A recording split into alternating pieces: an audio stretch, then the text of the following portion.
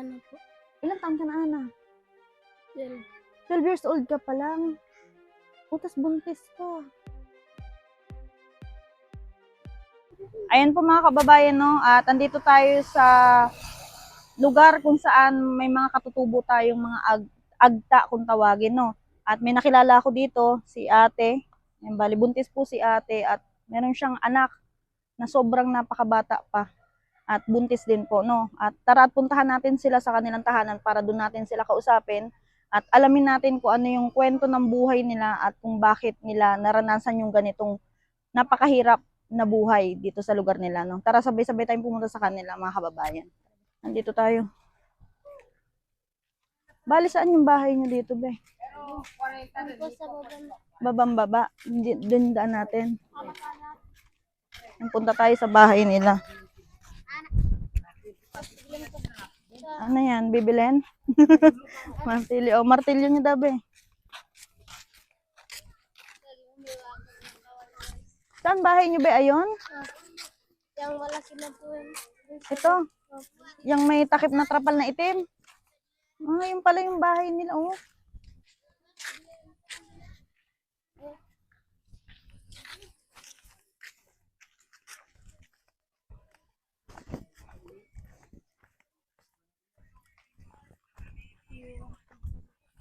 Saan ang daan niya dyan, be? Chu! Kunti lang. Huwag kang mga gat. Saglit lang, Chu. Bababa lang kami.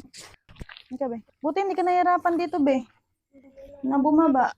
Buntis pa naman kayong dalawa. Hindi ka. Hindi tayo. Dahan-dahan lang. Baka tayo may dulas. Oh, kakatakot. Nadulas. Lang.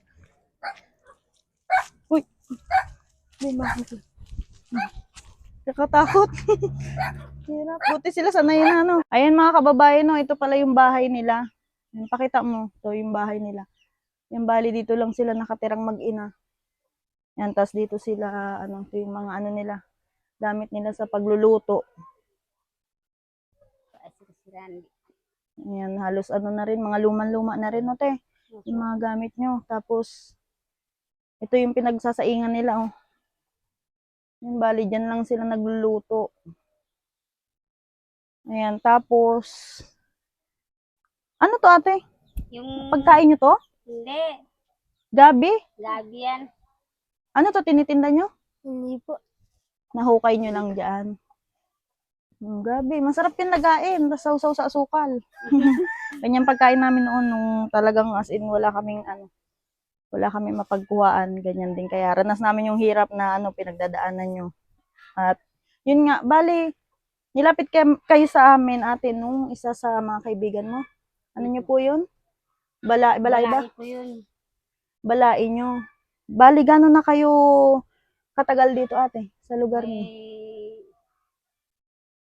Tatlong taon siguro. 3 taon na kayo dito? Bakit saan po kayo galing noon? Diyan sa San Martin. San Martin.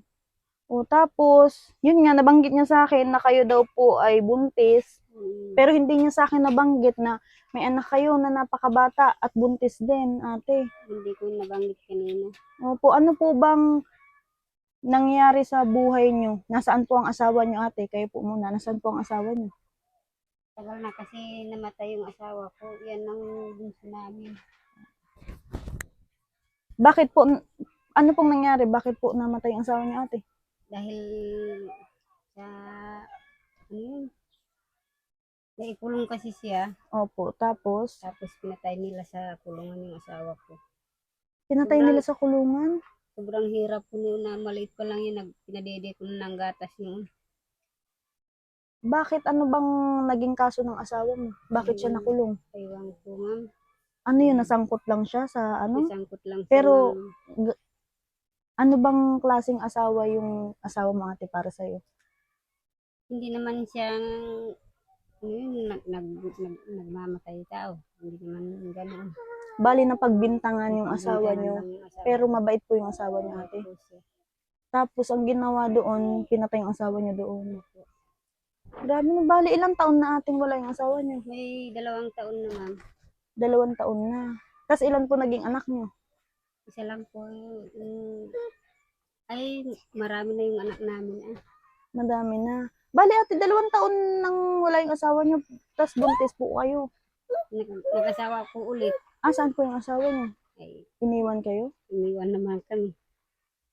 Grabe, kaya pala nagtataka ako, 2 taon nang wala yung asawa niyo pero buntis kayo. Bali, nag-asawa kayo ulit, tas iniwan naman kayo. Sa anong dahilan naman po kayo ate? Bakit kayo iniwan? Sa paglalasing niya.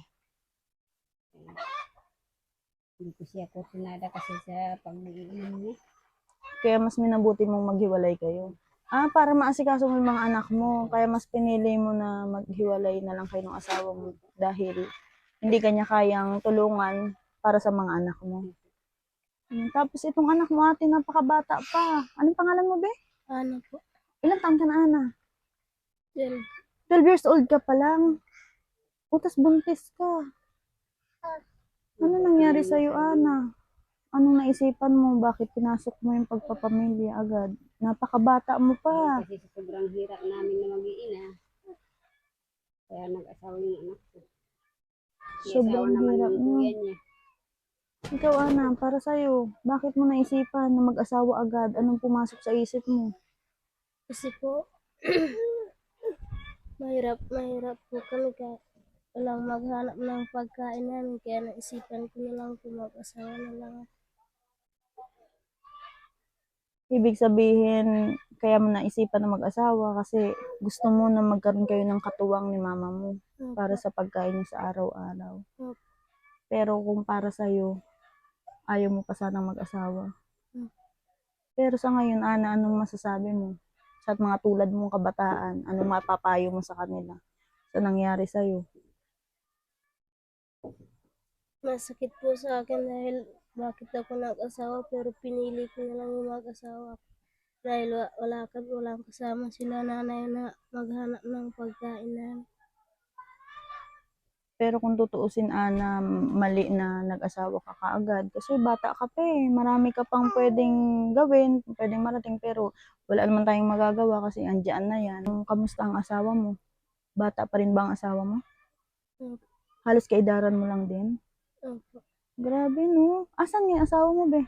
Nandiyan po sa taas. Nasa taas. Opo. Grabe no. Bakit gaano ba kahirap yung buhay niyo dito, be? Wala po kaming paghanapan ng pagtrabaho.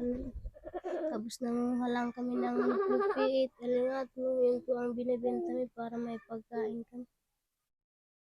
Okay. Pag wala yun, ate, wala kayong pagkain. Grabe no. Tapos yung bahay niyo, di pag naulan ng malakas, nababasa kayo, ate. Ikot mo yung camera to, ito lang. Dito daw sila natutulog. Yung mag-asawa naman dito, kasama nila yung dalawang kapatid niya. Bali sama-sama kayo dito, te, sa bahay niyo. Pero napakabata pa ni Ana. Ang bata mo pa, Ana. Ano bang pangarap mo sana, Ana? Kung sakasakali, ano bang gusto mo dapat na maging? Gusto mong makapag-aral sa school? Sana. Pero hindi mo nagawa dahil mahirap lang po kami. Kaya nag-asawa na lang ako. Pero kung sakasakaling halimbawa may makatulong sa'yo or sabihin na gusto kang pag-aralin, gusto mo ba mag-aral, Ana? Kahit pa gusto ko man dahil buntis naman ako. Pag mga anak na ako, hindi ko naman maikuha yung pag-aral. Pero kung may message ka, Ana, sa mga kababayan natin, anong gusto mong sabihin sa kanila? Sana po may makatulong sa akin. Grabe yung kalagayan nila dito. Ikaw po, Ate Delia, kung ikaw po tatanungin ko, ano pong masasabi nyo sa nangyari sa anak nyo? Masasabi nyo rin po ba sa sarili nyo na may pagkukulang din kayo sa anak nyo kung bakit nagkaganon si Ana?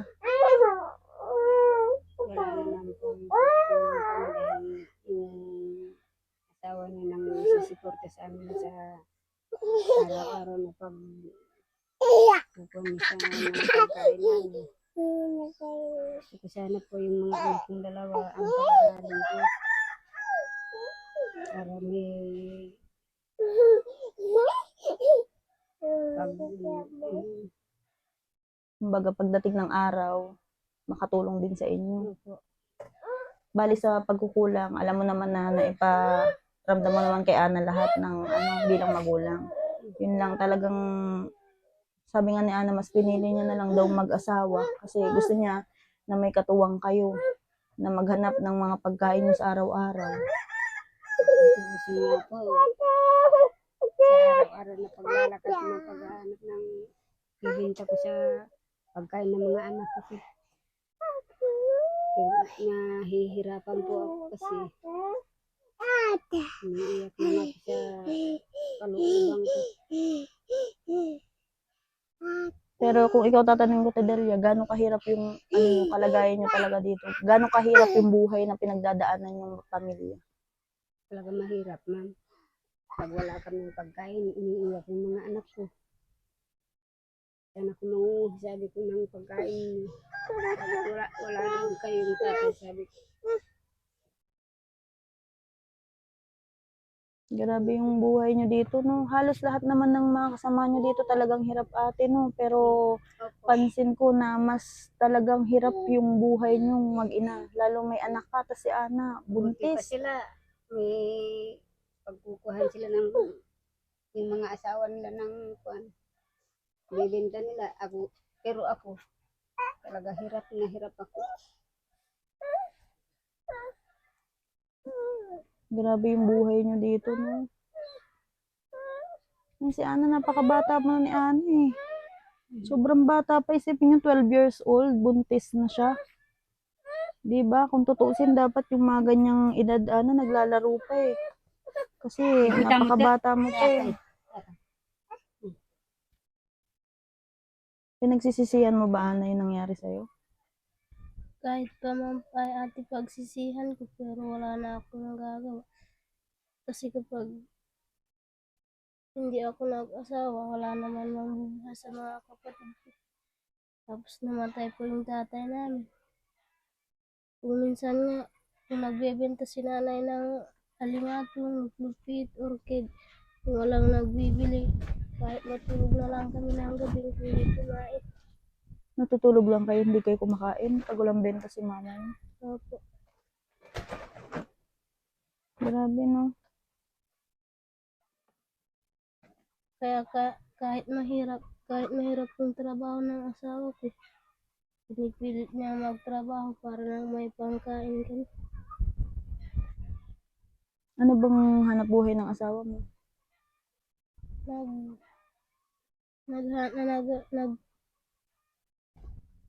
Nangunguha lang din sa Nanghalang din ng ubog.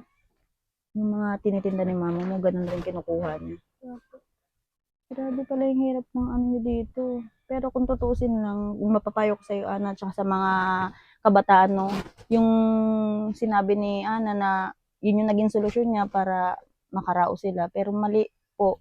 Sa mata ng iba, alam naman nating mali na yung pag-aasawa, hindi yung solusyon para makaraos. Pero sa sitwasyon nila, Ana, 'di ba, mas pinili niya mag-asawa para magkaroon siya ng katuwang si mama niya. Dahil kung hindi niya gagawin yun, wala silang kakainin pati yung mga kapatid niya.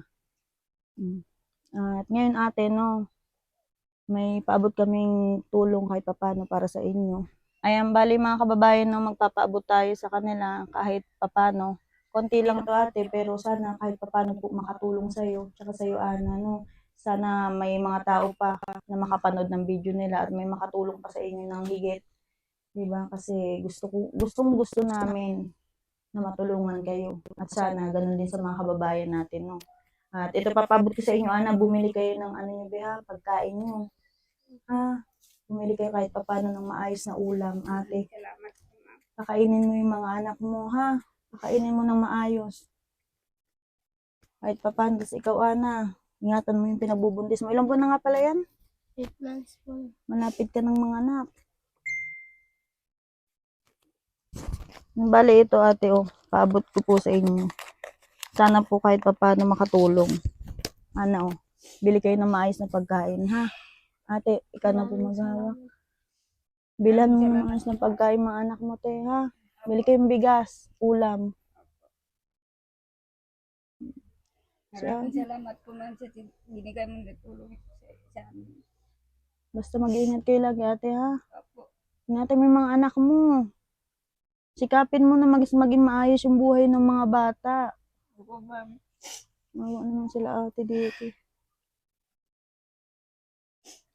Basta ate, lahat ng tulong na pinapaabot sa inyo, maliit man o malaki, lagi niyo ipagpasalamat kay God. Ikaw din, Ana. Opo ma'am. Opo. Dahil kasi sa linggo na naman ma'am, punta kami magsisimba doon sa Ilaya. Lagi kayo nagsisimba. Opo ma'am. O, diba? May awa si God. Kasi tingnan nyo, isipin nyo. Napakalayo namin pero napuntahan namin kayo. Diba? Walang himala kay God. Diba, Ana? Lagi ka rin magpe-pray, ha? Para sa magiging anak mo. Siyempre, para na rin sa inyo. Sana maraming tao yung makapanood ng video nyo. Sana maraming taong tumulong pa sa inyo, no? Opo. Doon na rin kami, Ana, ha? Mag-iingat kayo, Ana, ni mama mo. Kayo na lang yung talagang magtutulungan para sa mga kapatid nyo rin, ha? Oh, tapos ito pa, oh. May pahabol pa ate, oh. Para sa inyo, para kahit pa paano may ano kayo, pansaing na kayo ngayon, Ana, oh. Pasensya nyo na yun, ha? Para sa inyo yan. Salamat po. Binigyan niyo sa amin na mag-ina na tulong. Maraming salamat po. At ayan po mga kababayan, no, ang kwento ng buhay ni Ana, 12 years old po na buntis at yung kanyang ina, no.